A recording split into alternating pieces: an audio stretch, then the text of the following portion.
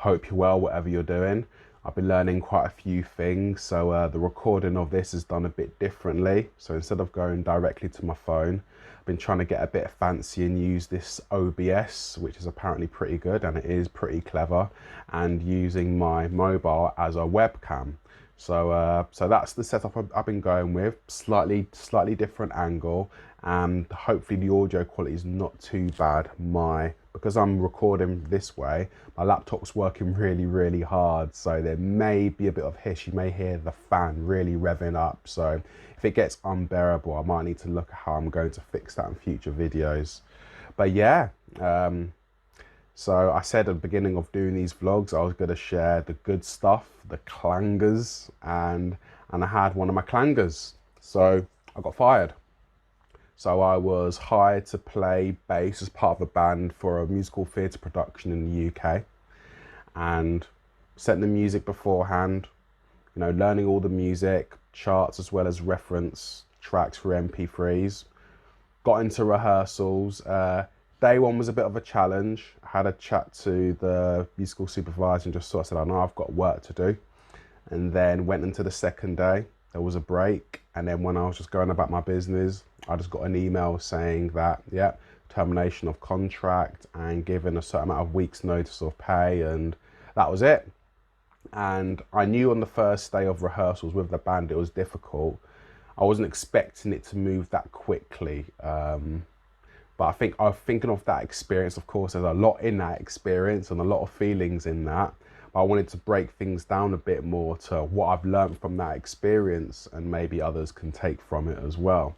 So the first one being that really when learning something like that, I think it's important to replicate real life experience of the situation as much as possible. So I'm a bass player, and I've played in community jazz orchestras and things like this. But what I did realise is that I haven't played live with people for 2 years. Still been playing bass on recordings and stuff like that, but live is a different thing. So I haven't played bass live for 2 years, and I'm going into a musical theatre setup, probably playing the most complex, challenging music I've ever tried to get my head around.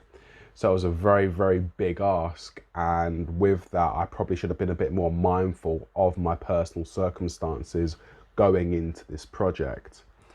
And so that was the first point really, of just trying to replicate real life experience. But then also with my practice, because I was very diligent with my practice, but I think there was something which I missed in that I needed to practice the bigger picture as well as in chunks. So naturally what I did, I looked through all the music and I thought, I'm really going to struggle with that. Anything quick I struggle with, or that's a quick run, or there's a lot of changes in that.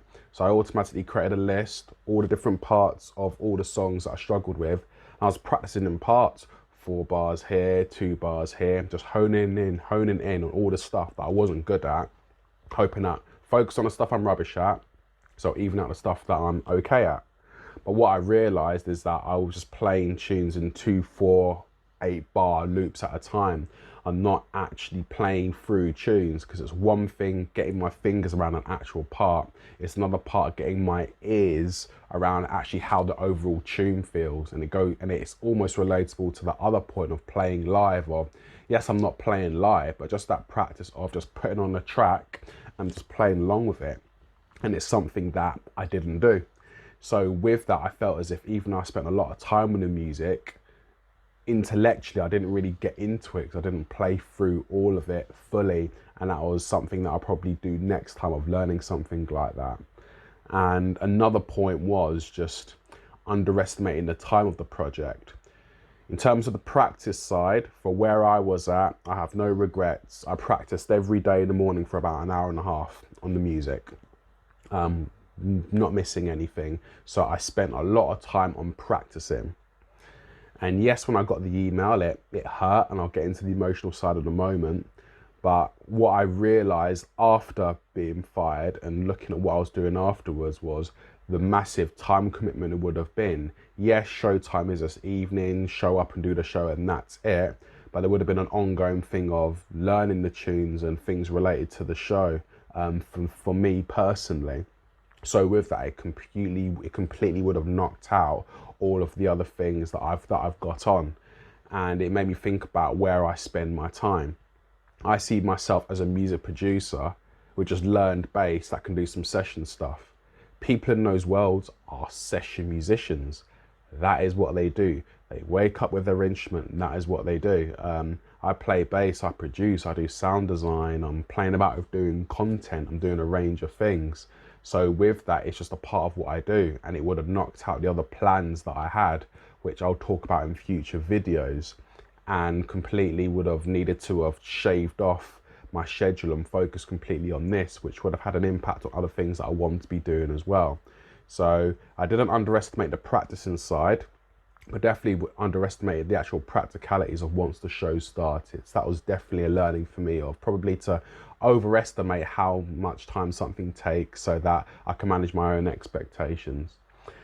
And of course, there was the emotional response. I mean, look, I've been fired. I've never been fired from anything before, so it hurt. Practicalities, based on being fired from the show, worked up to about £2,000 of lost earnings. So of course, that's difficult of maintaining day-to-day life, and you know, me and my partner needed to have a conversation around where that sits and other things I've got to top up the money and things like that. So there's the money side. And then and that was mainly fear. I suppose initially it was fear of, oh my God, what am I going to do?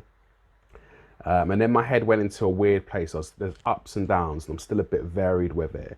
The other part being just actually super grateful, because I thought to myself, under the circumstance, that the best that I could, and getting a glimpse into a world I've never seen before. And I was just so grateful, and I learned things about my playing, and I really, really liked that. And then after that, I suppose that gratitude of me trying to take the high road and take learnings from it, then other things came in, some probably more negative emotions, like shame. You know, I'm proud, you know, this is a high profile show, you know, it's getting raving reviews on The Guardian and all sorts. And I'm saying to people, yeah, I'm going to be playing on that show. And of course, as time goes by, as I meet people, it's like, oh yeah, Paul, I heard you playing on that show. I'm going to need to have the conversation. Yes, I wasn't on it. And I'm just going to say, look, I was fired from it, and just to be open about it and not to hide it. But look, as open as I am being about it, there's an element of shame about that, because I do feel that, because I worked hard on that, and it's, you know, there is that bit of embarrassment, which I think would be natural. And then there's a little bit of anger, really. I think the anger, I'm kind of, it's kind of intertwined with a sense of accountability. So I suppose my anger sort of like came from during the process, you know, I kind of instigated, you know, face-to-face conversation to sort of, you know, to sort of say, look, I know work needs to be done. And then from my point of view, there wasn't any other sort of face-to-face conversations, and then I got an email. So I suppose that conflicted with my personal values, because I'm very much look someone in the eye and tell them. Personally and professionally, I've needed to have a lot of difficult conversations, and that way of doing it did hurt me, did make me feel a bit slighted. But taking a step back, I need to be a bit more accountable in that. From their point of view, they've hired somebody that's not up to scratch. They're moving on such a tight timescale. Things were moving so fast. And I think how I felt slighted was just a consequence of them needing just to get stuff done and get the show going and just keep things moving. So it was nothing personal against me. A decision needs to be made in amongst other things they're probably considering, or what I wasn't even probably aware of other things happening in the background. So I think the pace of where things were moving led to what I felt, the lack of sort of like look in the eye and just sort of say, look, this is what's going on. But ultimately, I did what I did what I could under the circumstances, and it wasn't up to scratch, and I needed to make a decision. So from that point of view, it's on me. And that's where I'm at the moment. And I look at the show and I think it's going to be phenomenal. What it represents is great. It's all the music that I love and listen to. All the references are in my CD player and vinyl and iTunes. I get it. And with that, I hope it gets the credit and the publicity that it deserves, because there's some very talented people involved in that. And that's been my learning of being fired. So hope it's been interesting and insightful, and then I'll be back again, whether it'll be a positive or intrigue or a clanger, we'll see. But yeah, take care.